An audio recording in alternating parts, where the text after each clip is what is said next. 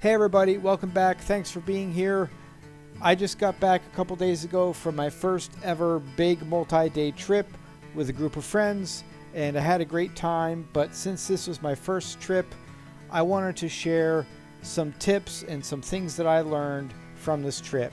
So here are 7 things to know and remember if you're going on a long trip with a group. In no particular order. Number 1, never underestimate the value of being in a group.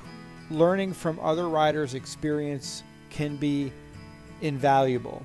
Of course, I am definitely the newbie in this group, having only gotten my motorcycle license a little less than 2 years ago.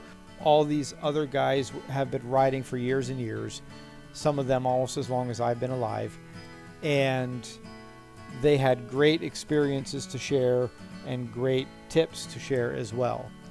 It's also important to know that you've got somebody to watch your back if something should happen. Number 2, no matter how experienced you are and how many years you've been riding, crap still happens. We had a guy drop his bike who's been riding for years and years and years, not because of any screw up or anything that he just doesn't know what he's doing, but just, I don't know, some freak accident, something happened, lost his footing or whatever, and on a slow turn and dropped the bike. Stuff happens no matter how much experience you've had. Number 3, find the right balance with technology. It's important to not be so dependent on technology that you don't know what to do and you can't find your way without it. We had this happen on one of the rides we were on, where we knew what roads we were going to go on. We ended up in an area where there was no cell signal for anybody, and the road was closed unexpectedly, so we had to pull out a paper map and figure out where to go and to adjust our ride. But also, don't completely ignore technology, because it does come in handy.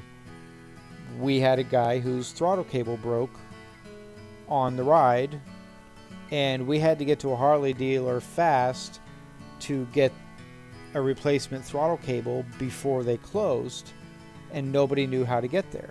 At that time, I was the only one in that group that had the ability to bring the Harley dealer up on my phone and GPS how to get there and have it tell me how to get there through my Cardo unit on my helmet as I was going. So I led somebody else with me to that Harley dealer so that we could get the part we needed. So there needs to be a balance between having technology, because it definitely helps, but not depending on it so much that if you don't have it, if you can't use it, that you're stuck. All right, number 4, never pass up an opportunity to show kindness to strangers or accept kindness if you need it. I dropped my bike. I'm a newbie, I'll admit it, rookie mistake.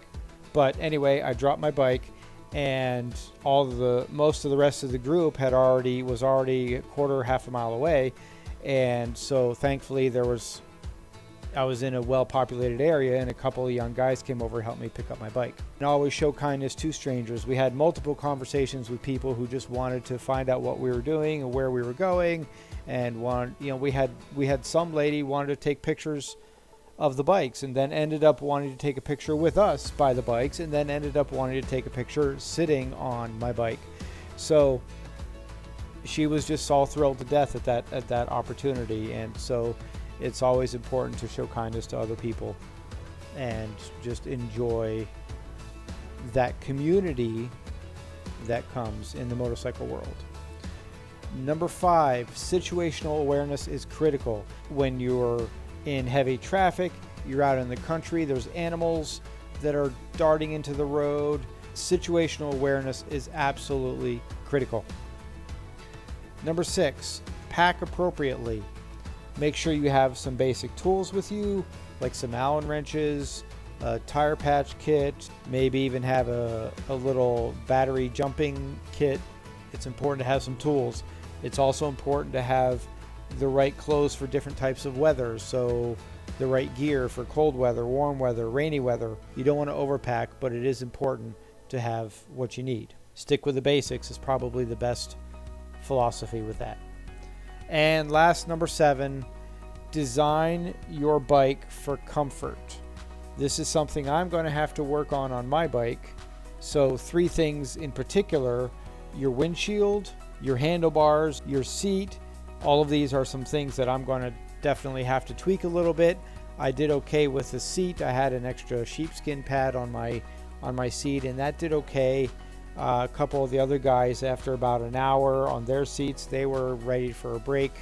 My handlebars, I'm gonna need ape hangers or something. These Indian bikes are long, and I'm kind of a short guy, so my shoulders and my deltoids were getting sore after probably half an hour, 45 minutes. So definitely going to have to do something with that.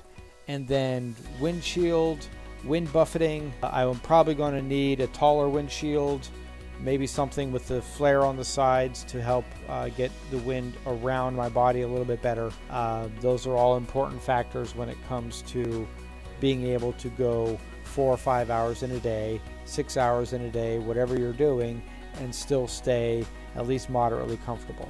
Those are my 7 tips for a long trip with a group. I had a great time with this. I hope to be able to do it again. I will see you all in the next one.